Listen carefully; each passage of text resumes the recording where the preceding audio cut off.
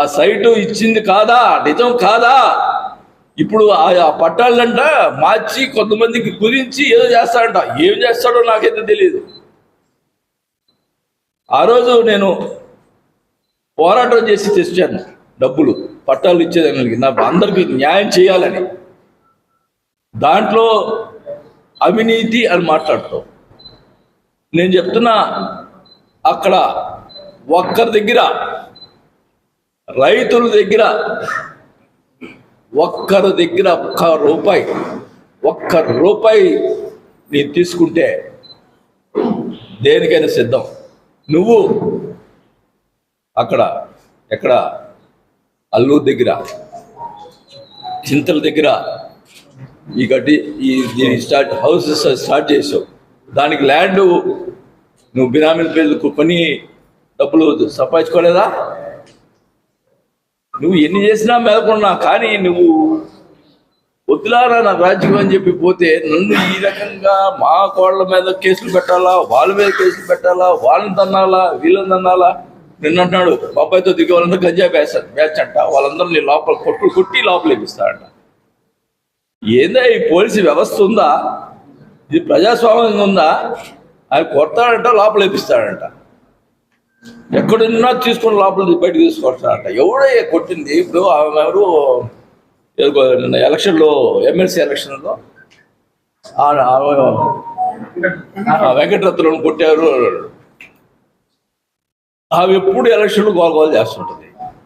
ఏమైనా ఆడవాళ్ళు గొడవ జరిగింది, దానికి కూడా నేను బాధ్యత. నీకు ఎవరన్నా ఆడవాళ్ళు కొట్టమంటావా?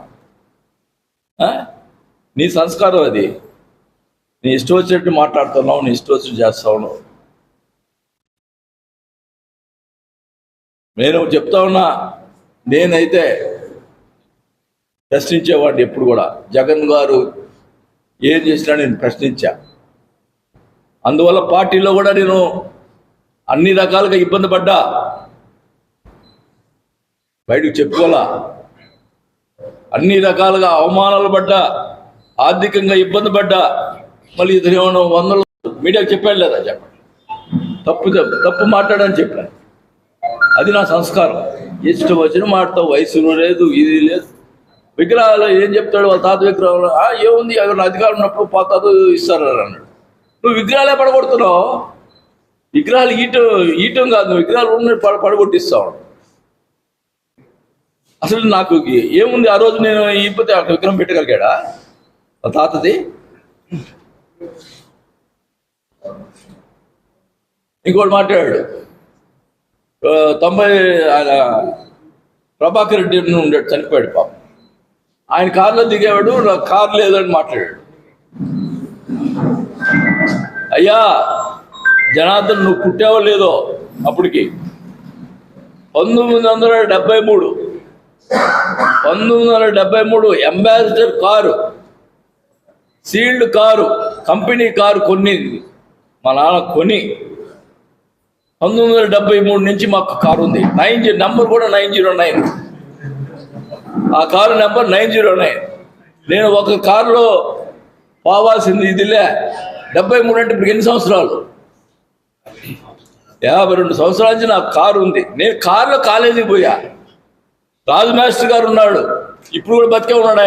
ఆయనకు తెలుసు. నేను కాలేజీలో ఆయన కాలేజీలో పెట్టుకులేషన్ కారులో పోతుంటే ఆయన కూడా బజార్ కొంచెం నాకు మీ పరిస్థితి ఏంది?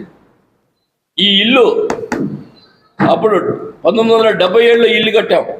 మా నాన్న ఇది 70 కట్టాడు ఇల్లు. మొత్తం ఒంగోలు వాళ్ళందరూ వచ్చి, అప్పుడు మేము రాజకీయాల్లో లేవు, ఒంగోలు వాళ్ళందరూ వచ్చి అప్పుడు ఆ 77లోనే ఇంత మోడల్గా కట్టాలని చెప్పి అందరూ వచ్చి ఇల్లు చూసిపోయేవాళ్ళు.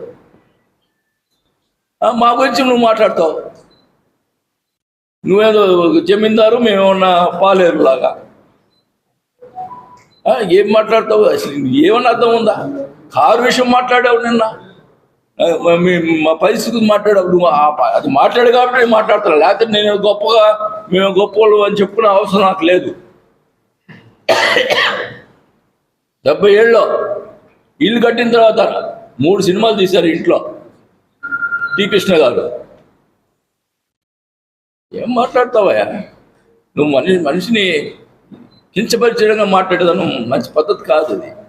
నీవు ఇప్పుడు అధికార మతంతో ఉన్నావు, నేను అధికార మతంతో ఉంటే మన అన్నాడు నువ్వు అధికారం ఉన్నప్పుడే ఏం చేయలేకపోయావు అంటే చేయాలనుకుంటే ఏముంది, చేయాలనుకుంటే సంస్కారం కాదు కదా అది.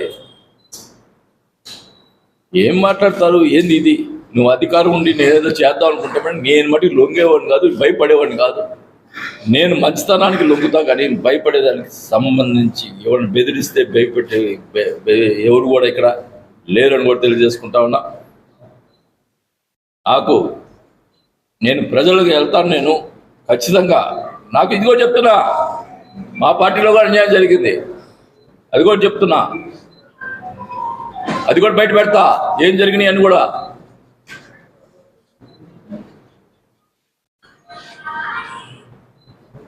అన్ని రకాలుగా ఇబ్బంది పడ్డాను, ప్రజలకు తెలియాలా. వీళ్ళు మా పార్టీ వాళ్ళు అతను కలిసి ఆడిన నాటకాలు ఈ రకంగా ప్రచారం చేయటం, సోషల్ మీడియాలో ప్రచారం చేయటం ఇవన్నీ కూడా బయట పెడతా. ఏందో నేను అన్నిటికీ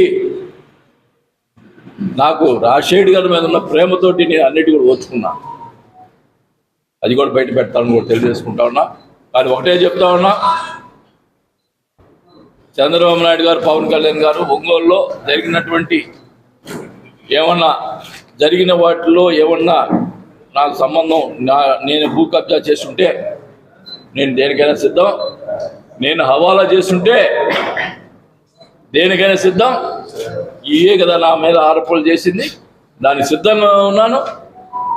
కానీ మీరు ఒక నాయకులు చంద్రబాబు నాయుడు గారు కానీ పవన్ కళ్యాణ్ గారు మీరు సచ్చిలునైనా మీరు నిజంగా ప్రజలకు మంచి చేయాలి, న్యాయం చేయాలి, ఎవరినైనా ఒక పార్టీ అని కాదు మంచి చేయాలనుకుంటే ఎంక్వైరీ పెట్టించండి, ఎవరు తప్పుందో తెలుద్ది అని తెలుసు అని వ్యవస్థను మేనేజ్ చేసే పరిస్థితి ఇక్కడ ఉంది కాబట్టి వాళ్ళు నిర్ణయించుకుంటారు.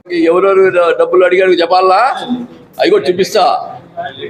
అన్నీ ఎక్కడ పోతాయి, ఏం బావు వస్తాయి వస్తాయి అన్నీ బయటకు వస్తాయి.